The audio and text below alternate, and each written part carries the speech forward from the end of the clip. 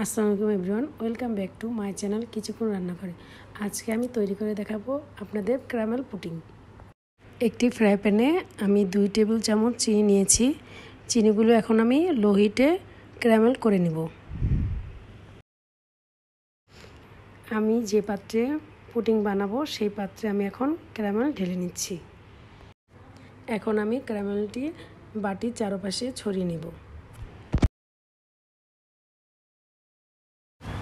আমি এখন ব্লেন্ডার জারে ডিম দিচ্ছি। 4টা ডিম নিয়েছি।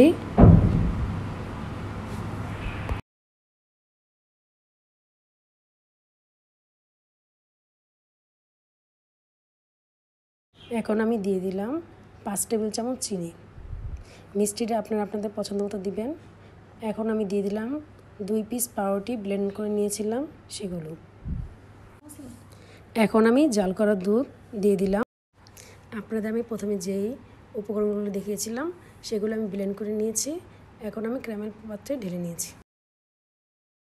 আমি একটি হাঁড়িতে পানি দিয়েছি, তারপর একটি স্ট্যান্ড বসিয়েছি। সেই স্ট্যান্ডের পাত্রে আমি পুডিংয়ের বাটিটি বসিয়ে ঢাকনা লাগিয়ে দিলাম। আমি 30 মিনিট পর চেক করে দেখছি পুডিংটি হয়েছে কি না।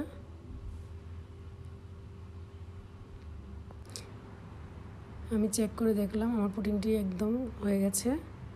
এখন আমি পুডিংটি একটি পাত্রে সার্ভ করে নেব।